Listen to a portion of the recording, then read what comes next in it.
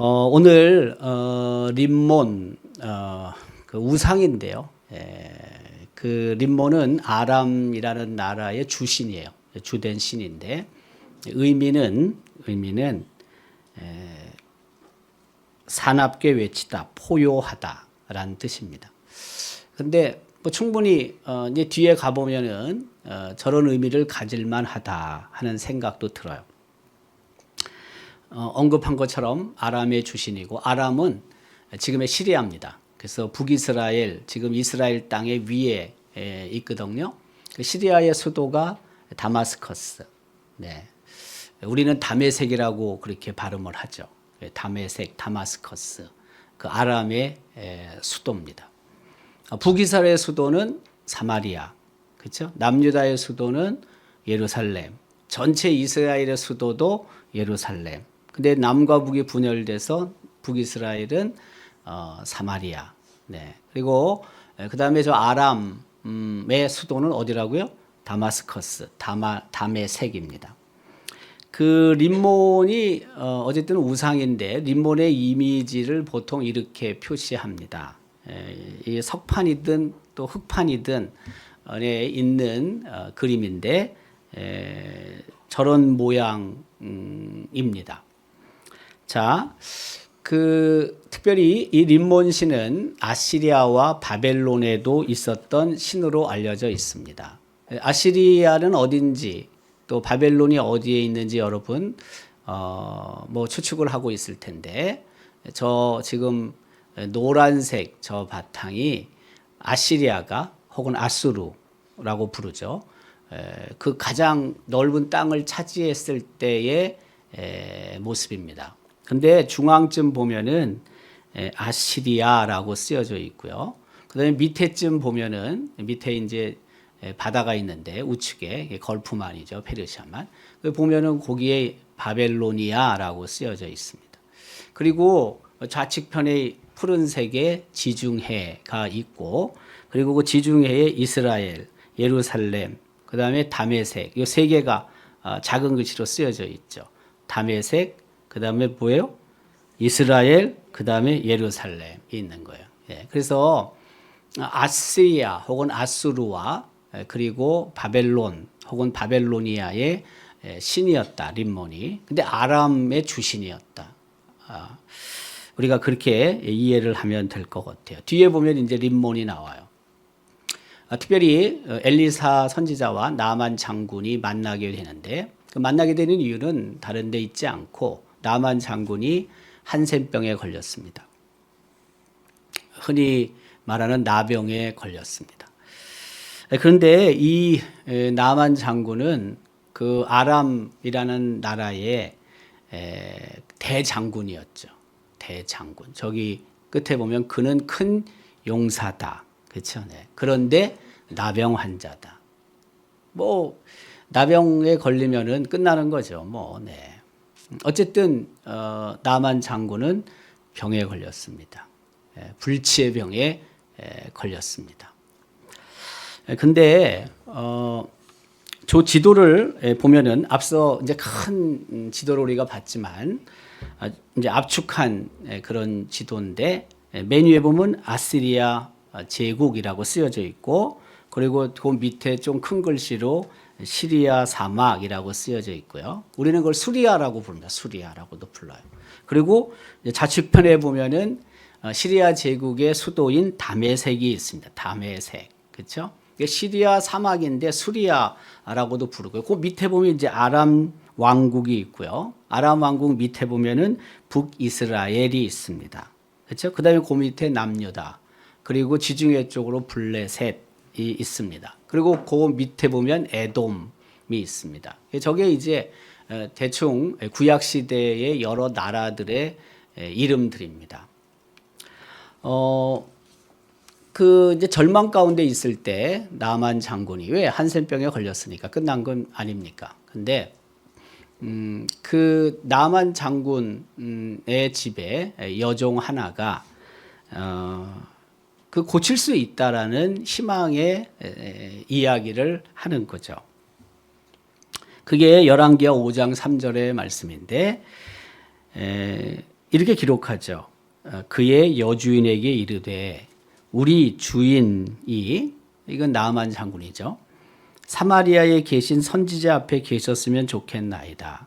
사마리아에 지금 누가 있냐면은 엘리사 선지자가 있는 것입니다. 그러면서 하는 말이 그가 그 나병을 고치리이다 하는지라. 이 여종이 확실한 믿음을 갖고 있었습니다. 잘못하면 죽지요 뭐. 정말 고쳐지지 않으면, 치료되지 않으면 살아남을 수 있겠습니까? 근데 이 여종이 정말 좋은 믿음을 갖고 있었습니다. 그래서 나아만 장군의 부인에게 저렇게 이야기를 하는 것입니다. 요 지도도 좀 보면은 이제 사마리아라는 땅이 나오게 됐죠. 가운데 위에 검은 글씨로 북이스라엘이 있고, 그 다음에 그 밑에 보면은 사마리아라고 쓰여져 있습니다. 그리고 밑으로 내려오면 약간 진노랑의 예루살렘이 있고요. 그 다음에 북이스라엘이라고 쓰여진, 그렇죠? 네. 거기 L자 바로 위에 이제 갈릴리 호수가 있는 거고, 그렇죠? 갈릴리 호수에서 조금 더 올라가면은 이제 그 아람 시리아를 우리는 볼 수 있습니다. 자, 어쨌든 그 여종의 이야기를 듣고 이제 희망을 가지고, 우리가 너무나 잘 알지만 나만 장군이 사마리아로 가서 엘리야 선지자를 만나게 됩니다. 그런데 요 가기 전에 중요한 건 뭐냐면, 이 나만 장군이 자기 집, 자기 나라를 떠나기 전에 아람 왕을 만나게 되죠. 그래서 아람 왕으로부터 친서를 받아가지고 가요.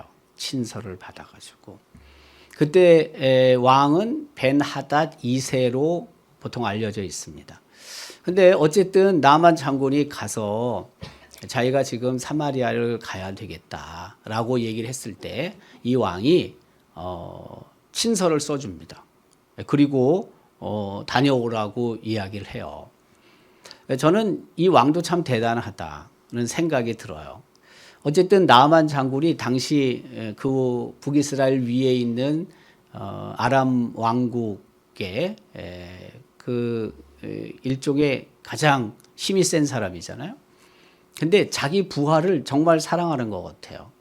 그러니까 다른 나라 적국으로 이 사람을 순순히 보내주지요. 혹시라도 이 사람이 가가지고 딴짓하면은 어떻게 되겠어요? 그 웬만한 건 다 알고 있는 사람인데 적대국에 가가지고 혹시라도 그 군사 기밀 같은 것들을 뭐 알려준다든지 혹은 뭐 포로로 잡힌다든지, 그러면 곤란해지거든요. 그냥 이 자리에서 죽는 게 낫지, 나라에서. 그 나라에서 죽는 게 낫지, 가가지고 괜히 골치 아프게 될 수도 있는데, 이 베나닷 2세 아람 왕은 그렇지 않아요. 가만 보니까 어쨌든 사람의 생명을 굉장히 소중하게 생각하는 사람 같아요. 그래서 친서를 써줘가지고 그 북이스라엘로 보내게 됩니다. 그리고 나서 이제 나만 장군이 엘리사 집 앞에 가게 된 거죠. 요것도 뭐 이제 내용이 좀 포함된 건데, 그 아람에서 북이스라엘로 오게 되고, 그 북이스라엘에서 이제 요단강에 가서 7번 몸을 씻으라고 말한 엘리사의 그 말에 따라서 처음에 뭐 거부했지만, 그러나 결국에는 그 씻게 되고 이제 치료되는 것을 이야기하고 있습니다. 엘리사가 주문을 합니다. 아까 이야기한 것처럼 요단강에 가서 몸을 7번 씻게 되면 깨끗하게 될 것이다. 회복되어서 깨끗하게 될 것이다 라고 주문을 하게 되고, 그래서 이제 요단강으로 처음엔 가지 않잖아요. 우리가 알고 있듯이. 조금 뭐냐면은 요단강이 굉장히 그 해발 고도로 봤을 때 아주 밑동네에 있어요. 낮아요. 그 요단강의 발원지가 어디냐면 북이스라엘의 이스라엘의 끝에 헐몬산이 있는데, 북쪽에 그 헐몬산에부터 이제 물이 흘러가지고 갈릴리 호수에 들어갔다가 갈릴리 호수에서 다시 그 요단강을 타고 쭉 내려와 가지고 사해까지 이르는데 갈릴리 호수는 해발 마이너스 200m쯤 된대요. 해발 마이너스 200m. 그러니까 굉장히 밑으로 내려가는 거죠. 근데 사해는 해발 마이너스 410m래요. 그러니까 이제 거기서 여기까지 보면 210m의 차이가 나는 거예요. 근데 저쪽 헐몬산부터 따지면은 헐몬산에는 해발 900m야. 그 이게 엄청 푹푹푹 떨어지는 거죠. 이게 지금. 네. 저걸 지금 그걸 말하는 거예요. 이쪽은 요단 오른쪽 요르단 산지고 이쪽 지중해 쪽은 유다 산지예요. 네. 그리고 보면 이렇게 쭉 내려가잖아요. 그 다음에 그 사이에 요단강이 흐르고 있잖아요. 그러니까 요단강 자체가 그 해발 900m부터 시작해가지고 한 마이너스 410m까지 떨어져 내려오는 거예요. 근데 총 길이가 요단강 총 길이가 그 제가 봤을 때 좀 차이들이 좀 꽤 있는 것 같은데 어떤 자료는 한 250m, 250km쯤 된다고 말하는 데도 있고 어떤 데는 한 500km도 된다고 말하는데 제가 볼 때는 500km는 안 되는 것 같아요. 제 그냥 생각에 이렇게 보면. 그러니까 한 뭐 250m, 250km, 300km 정도 된다 하더라도 아니 저 900m부터 시작했고 해발 이게 마이너스 410이니까 얼마예요 도대체 이 격차가 저 위부터 여기까지 따지면 1310m쯤 되는 거예요. 엄청난 거죠. 그러니까 위에서부터 그냥 푹푹푹 떨어지는 거예요. 저걸 의미하는 것입니다.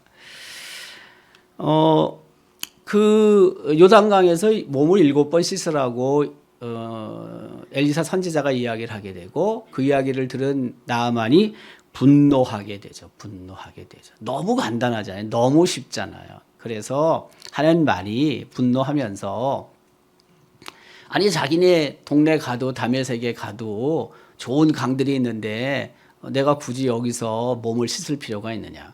그렇게 화를 내는 거죠. 뭐 우리도 따지면 그런 거죠. 우리 내 앞에 집 앞에 낙동강이 있는데 낙동강에 들어갔다 나오면 되지. 꼭 내가 이렇게 멀리 와가지고 요단강에 들어가야 되느냐. 보니까 별로 좋아 보지도 않는데 그 강이 그런 의미라고 보면 되겠죠.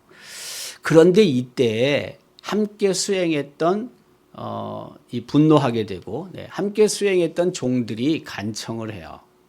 그냥 종들도 잘 둬야 돼요.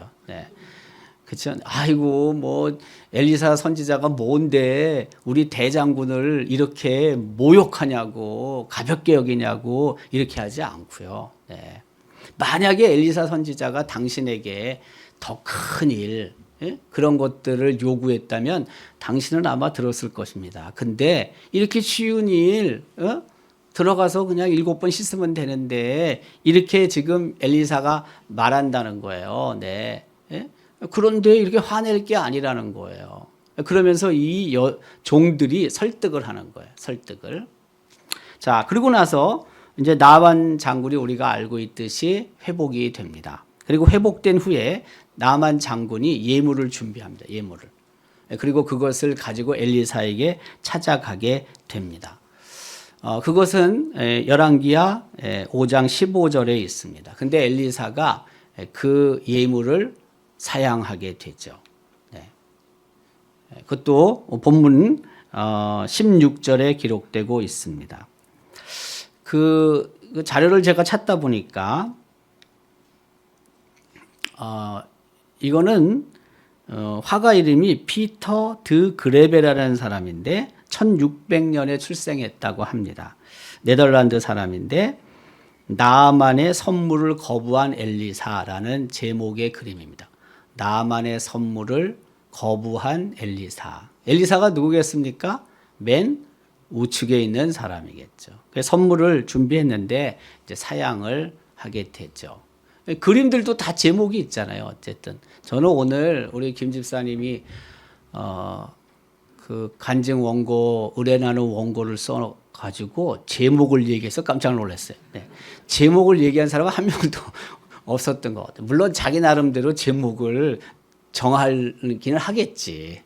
그렇잖아요. 근데 제목을 얘기를 해서 저는 이럴 수도 있구나.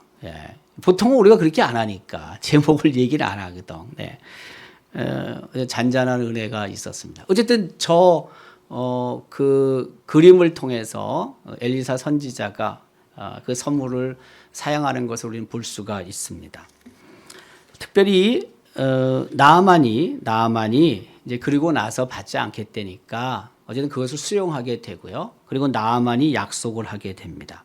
열왕기하 5장 17절은 이렇게 기록하죠. 나아만이 이르되 그러면 청하건대 노새 2마리의 흙을 당신의 종에게 주소서. 이제부터는 종이 번제물과 다른 희생 제사를 여호와 외 다른 신에게는 드리지 아니하고 다만 여호와께 드리겠나이다. 이렇게 약속을 합니다. 왜 그 흙을 싣고 가려고 했을까? 왜? 이것도 뭐 다 해석의 차이인데요. 이렇게 해석을 하는 학자가 있습니다. 이게 뭐냐면 나만 장군은 여호와 하나님께서 이스라엘 땅에만 계신다고 생각을 했다는 겁니다. 그래서 이스라엘에 있는 땅을 파가지고 가야지만 그 땅을 지배하고 있는 여호와 하나님을 자기가 모시고 섬길 수 있다고 생각을 했다는 거예요. 근데 우리가 알고 있듯이 여호와 하나님은 어느 곳에나 계신 분이잖아요. 전제하신 분, 완전 전에 존재할 존재할 제 어느 곳에나 계신 분이거든요. 혹은 뭐 편재하신 분이라고 우리가 이야기를 하죠. 네. 어쨌든 하나님은 어느 곳에나 계신 분이신데, 근데 나만 장군은 어쨌든 그 부분에 대해서 하나님을 제대로 이해하지 못했다라고 그렇게 이야기를 하죠.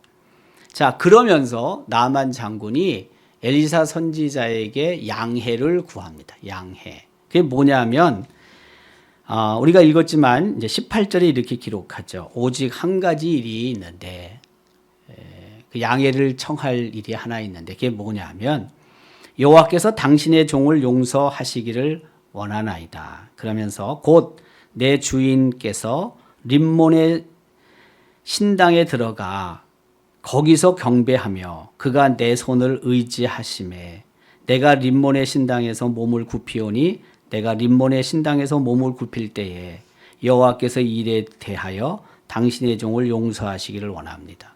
그러니까 아람의 왕이 자기와 함께 그 신당에 가고자 요구를 했을 때 또 갈 수밖에 없을 때 자기도 들어갈 수밖에 없고 그리고 그 신당에서 자기가 몸을 굽힐 수밖에 없다. 근데 이 부분만큼은 용서해 주시면 좋겠다. 하나님께서 이렇게 요청을 하는 거죠. 양심은 있어요. 그러니까. 네. 나만 장군이 뭘 잘 파악하고 있긴 하죠. 왜냐하면 나만 장군 입장에서는 여호와 하나님이 어쨌든 살아계신 하나님으로 전능하신 분으로 알게 됐고 그리고 그 하나님을 어쨌든 앞에 내용으로 봤을 때 그 하나님만 자기가 섬기겠다, 제사를 드리겠다 이렇게 약속을 하긴 했는데 만약에 왕이 자기를 데리고 그 신당으로 들어갔을 때 자기도 어쩔 수 없이 몸을 굽혀야 되는데 이게 잘못된 건 알겠다. 그러나 할 수 없다는 거죠. 왕이 요구하는데 어떻게 안 하냐 이거예요. 그러면서 하나님께서 용서해 주시면 좋겠습니다 라고 이야기를 해요. 요청을 해요. 그때 엘리사가요 굉장히 좀 모호한 답을 줍니다. 보면 엘리사가 이르되 너는 평안히 가라. 그렇게 말했죠. 그가 엘리사를 떠나 조금 가니라. 평안히 가라. 안 된다 해도 괜찮아 이렇게 얘기하지 않아요. 평안히 가. 이게 무슨 뜻일까요, 여러분? 저는 그렇게 생각했어요. 어쨌든 본인의 결단이 필요한 건데, 믿음은 결단이거든요. 본인의 결단이 필요한데, 지금은 그렇게 이야기를 하긴 하지만, 지금은 누가? 나만 장군이. 그러나 막상, 그 앞에 그런 일을 당했을 때, 뭐 당연히 있겠죠. 있을 때, 어쨌든 자기가 어떻게 결정하느냐, 그것은 그때 그의 또 믿음에 따라서 결정할 수 있다라고 여유를 두는 것 같아요. 여유를. 여러분 우리가 자신할 게 사실 뭐가 있겠습니까? 그렇게 자신할 만한 게 많지 않습니다.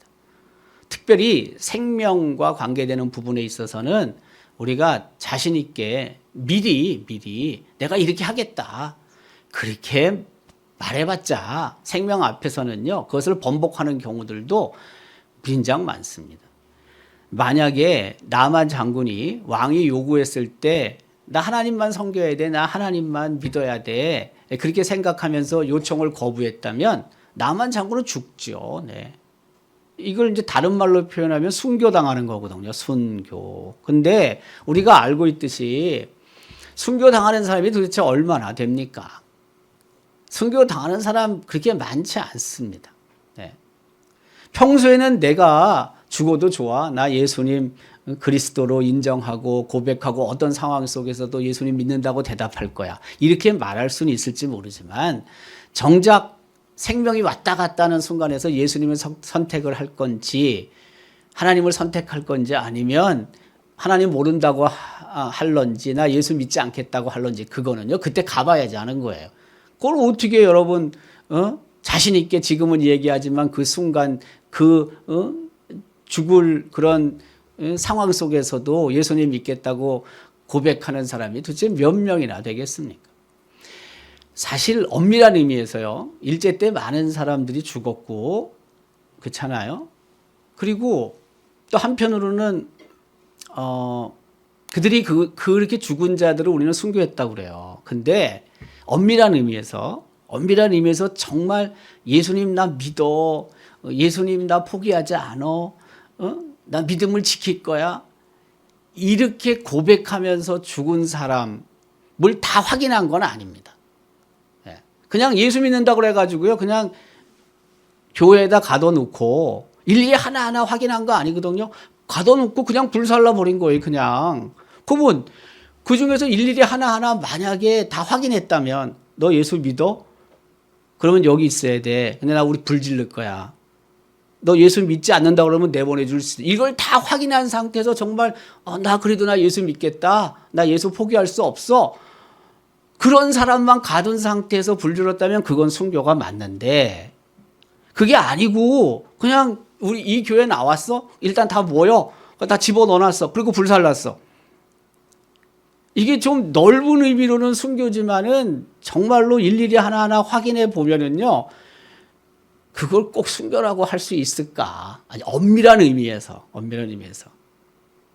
그건 조금 아닐 수도 있다. 그런 마지막 순간에 질문하고 마지막 순간에 확인했을 때 그 자리에 계속 머물러 있겠다고 그렇게 고집스럽게 거기 있을 수 있는 사람이 도대체 몇 명이나 되겠느냐. 결코 만만치 않습니다. 만만치 않아요. 그러니까 지금 나만 장군 이 부분에 대해서 그 엘리사 선지자가 여유를 두는 거예요. 우리도 그래요. 사실은 우리도 하나님께서도 저는 그렇다고 생각해요. 하나님께서 물론 우리에게 요구하시고 때로는 명령하시고 때로는 강요하시는 것도 있지만 그러나 그런 순간들이 우리에게 찾아왔을 때 우리가 그 믿음으로 잘 판단하고 믿음으로 결정할 수 있도록 하나님께서 여유의 시간을 두는 경우들도 많아요. 우리 삶의 자리에서. 그 결국에는 그 상황을 맞이했을 때 우리가 그 상황 속에 우리가 들어갔을 때 과연 내가 어떻게 할 것인가. 그것은 그동안 우리가 가져온 그런 다져온 믿음 그것도 중요하지만 그러나 그 순간 내가 정말 어떻게 판단하느냐 그것도 굉장히 중요한 문제입니다. 결코 쉬운 건 아니다. 그러나 우리는 끝까지 포기하지 않고 예수님을 예수라고 인정할 수 있는 그런 믿음을 지킬 수 있도록 최선을 다해야 되는 건 맞는데 어느 누구도 자신하기는 어렵다. 어느 누구도. 우리가 생각할 때 저 사람은 만약 그런 상황이 놓였을 때 평소로 봤을 때 그렇게 고집스럽게 믿음을 지키지 못할 사람 같아도 막상 그 현장에서는 오히려 그 사람이 더 고집스럽게 나 예수님 포기 안 해. 죽음을 택할 수도 있고요. 우리가 평소에 봤을 때는 저 사람은 그런 순간이 와도 끝까지 아마 예수님 붙잡을 거야, 하나님 믿을 거야 라고 생각했는데 쉽게 포기하는 사람도 생길 수 있고요. 그게 우리 일제시대 때 보면 확연하게 드러납니다. 확연하게. 네. 물론 우리가 평소에 생각했던 대로 예측한 대로 가는 사람도 있겠죠. 그렇지 않습니까? 보나마나. 근데 예측하고 예상한 대로 마지막 순간을 반드시 맞는다는 보장은 없다. 그래서 우리가 가져야 될 기도 제목 중에 하나는 어떤 한순간도 마지막 순간까지 예수님 편에서 하나님 편에 서 있기를 간절히 소원하며 기도할 필요가 있다는 거예요. 있다는 거예요. 우리 여기 보면 조춘백 그 순교자비가 있지만 저분도 일제 때 투옥이 되고 그 일제 때 투옥돼 가지고 나와서 좀 그 고문당하고 그러다가 세상 떠나신 거거든요. 저분이 그냥 무슨 뭐 단순간에 말이에요. 뭐 그런 건 아니에요. 네. 그런 건 아니에요. 근데 우리나라에 여러 순교자들이 있는데 그 순교자들의 그 삶을 보면 뭐 배교한 상태에서 순교한 사람은 하나도 없죠. 당연히. 그렇지만 아까 얘기한 것처럼 그렇게 아싸라게 그냥 아싸라게 나 예수 믿어. 그래 너 그러면 절로 가 죽어. 이런 경우 그렇게 많은 거 아니라고요. 이게. 그러나 큰 범주 안에서는 어쨌든 예수님 때 죽은 건 맞아요. 큰 범주 안에서는 넓은 범주 안에서는 포기한 적은 없어요. 끝까지 그분들이 지켰어요. 근데 그거 본받을 만한 거예요. 예. 그것도 어려운 거예요. 굉장히 어려운 거예요. 자, 어쨌든 나아만 장군에게 그런 마지막 어쨌든 그런 상황이 왔을 때 결단할 수 있고 그리고 결정할 수 있는 여유를 엘리사는 줍니다. 어떻게 됐는지 모르죠. 그 돌아가가지고 기록이 없으니까. 첫 번째는 그 순종의 능력은 확실히 있습니다. 분명합니다. 우리가 생각할 때 아주 간단한 그런 부분조차도 순종했을 때 하나님께서는 그 순종을 기쁘게 보십니다. 작은 순종도 하나님은 기쁘게 보십니다. 생명을 건 순종이 아니어도 작은 순종, 우리가 볼 때 가벼운 순종, 어떻게 보면 그런 순종조차도 하나님께서는 기쁘게 보시고 그 순종에 합당한 은혜를 부어주시는 것은 분명해요. 아주 큰 순종, 생명을 건 순종들, 그것은 더 말할 나위도 없겠죠. 네. 여러분, 아브라함에게 하나님께서 아들 이삭을 요구하십니다. 이건요, 그렇게 순종하기 쉬운 게 아닙니다. 이거는 아주 어려운 순종입니다. 요거보다 조금 제가 볼 때는 그래도 적은 순종, 가벼운 순종은 많이 있지만 그 중에 하나가 뭐냐면 예수님께서 베드로에게 말씀하시죠. 요한에게도 요구하시죠. 그물, 아버지를 떠나서 나를 따라오라고 말씀하시는데 이거는 생명건 그 순종은 아니에요. 그 정도 순종은 아니에요. 물론 직업을 포기해야 되고 그리고 지금 내 일상을 포기해야 되는 건 맞아요. 아버지도 잠시 떠나야 돼요. 생명 거는 건 아니에요. 그거보다는 좀 더 적은 순종이에요. 이거는 그래도 대단한 거죠. 대단한 거죠. 제가 그 얘기를 하잖아요. 우리 모친이 서원했다. 저를 서원했다. 근데 그 서원한 것을 저는 한 번도 부정한 건 없다. 부인한 적도 없고 난 사양하고 거절한 적도 없다. 나는 그 엄마가 서원한 것이 결국엔 중학교 때 내 서원이 됐고 나는 그 부분에 대해서 순종하며 왔다. 이게 무슨 생명을 걸 순종입니까, 여러분? 그런 순종에 비하면 지극히 작은 순종이죠. 그런데 이 작은 순종도 하나님은 기쁘게 보시고 좋게 보신 것 같아요, 저는. 그래서 하나님께서 제게 주실 은혜가 참 크다고요. 너무 크다고요. 너무 크다고요.